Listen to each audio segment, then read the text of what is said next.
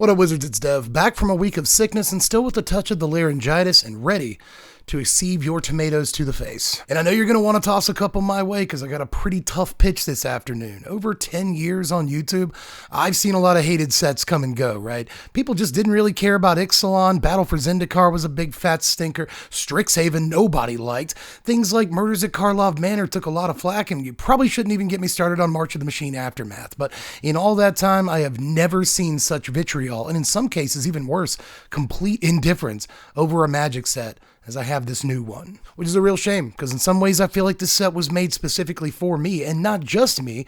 There's multiple copies of me. There's at least a playset of me out there, if not dozens. So today I'm going to do something that nobody else is going to do because I don't think anybody else really wants to do it. But if there's one guy who's meant to do it, I think it's this guy right here. So today we're going to present a few arguments in defense of Aetherdrift.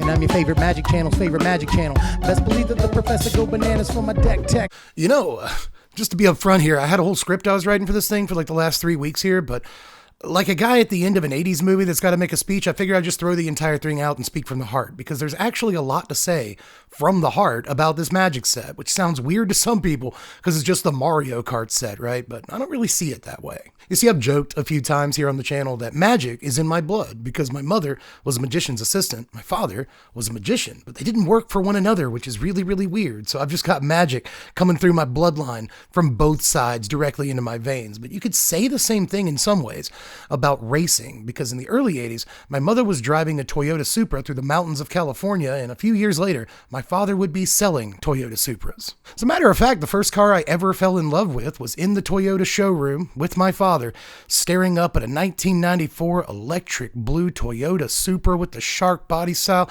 and I asked my father, can we take that home? And he said, son, do you have $40,000?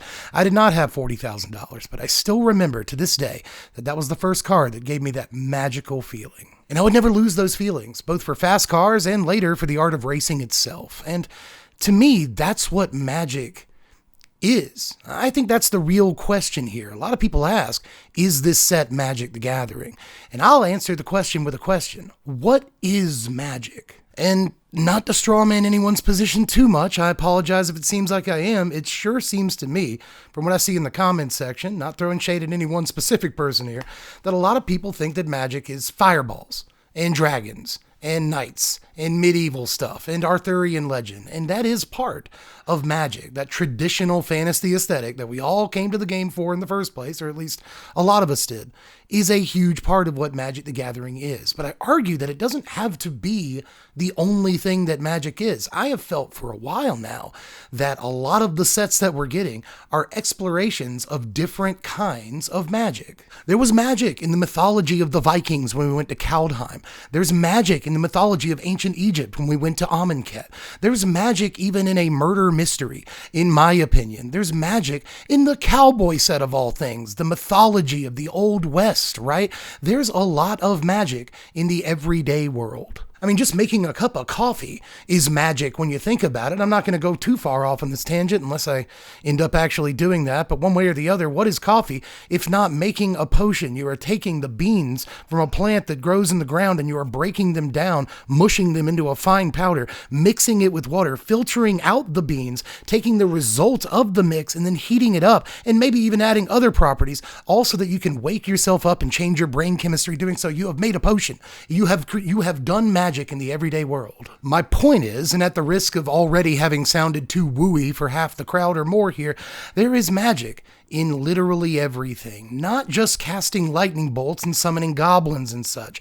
There is magic in hearing a live musical performance. There is magic in hearing the Undertaker's music hit and all the lights in the arena go out. And there is magic, by God, in feeling the G's push you forward as you hit the brakes at the exact right braking point, hit that apex just right, and find the exact right moment to hit the gas again to exit the corner. in all of those things, from feeling in tune with the music to anticipating the arrival of your favorite performer to skittering around a corner just barely on the edge of control, can make you feel magical, can give you goosebumps, and anything that can give you goosebumps counts as magic to me, at the risk of sounding a little bit too wooey. Which is exactly why I don't mind them stepping outside the box and exploring these more tropey sets from time to time.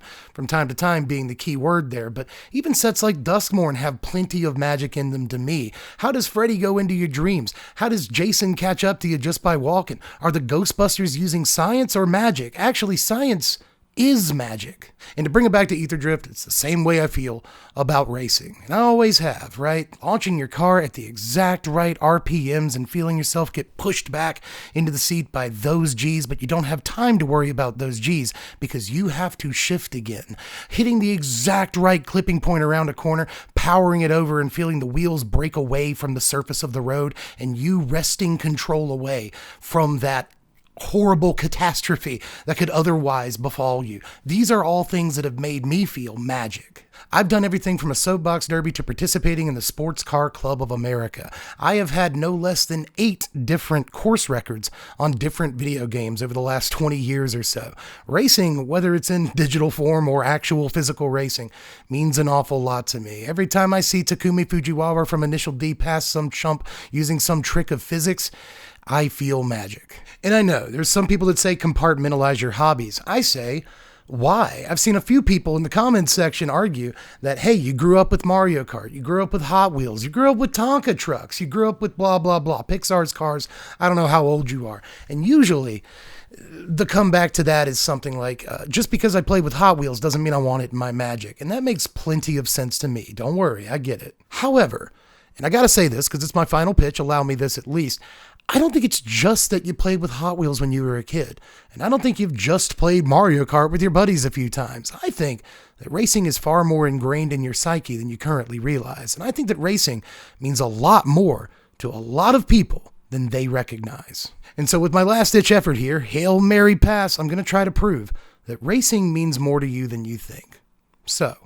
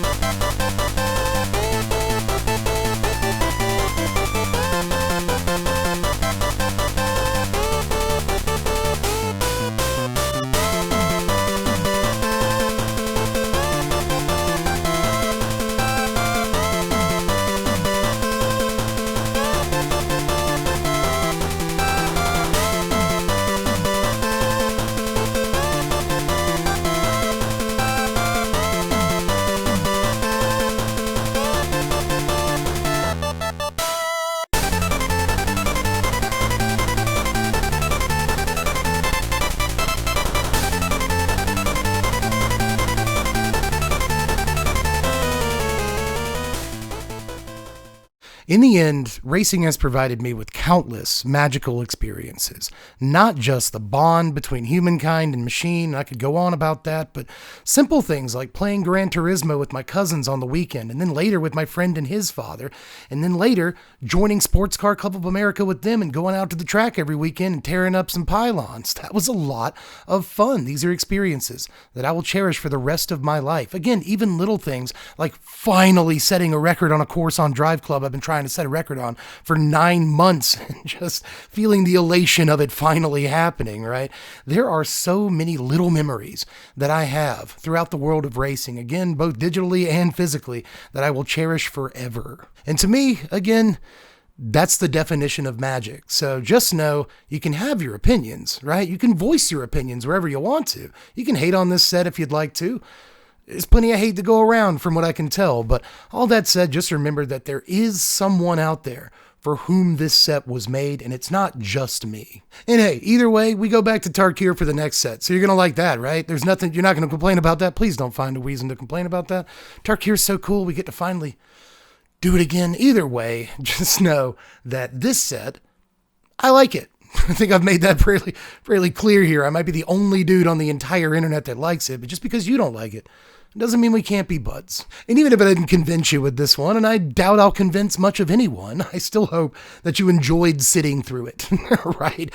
I mean, what am I here if not for that? But I'm going to do better content that you'll actually agree with here soon, or at least I hope you'll agree with the majority of it. We got to do the top 10 sleepers in Aetherdrift, top 25 cards in Aetherdrift. We got to get to the top 3 decks of the week. Once that set hits, we got to talk about all the cards I want to craft, price guide for the set. There's all kinds of things I want to do. Deck techs, obviously, for this stinking thing. So just stick with the channel and know that if you don't like Aetherdrift, only like 6 weeks until we start getting Tarkir spoilers. So again, that should be fun. But hey, if you enjoyed the content, or I should say, whether or not you enjoyed the content, maybe hit the thumbs up button. That would just help me out a lot. Put the video in more recommended feeds for people who might actually potentially agree with it. I don't think many people will, again, but still, thanks for being here all the way to this part of the video, even though you hate Aetherdrift. I guess that means a lot to me. Also, for what it's worth, that little stunt that I pulled back there will probably get me demonetized. So if you want to check out the Patreon, links in the description. You can vote on what decks we do for Aetherdrift Standard. Maybe you hate Aetherdrift and you want to steer us in a weird direction.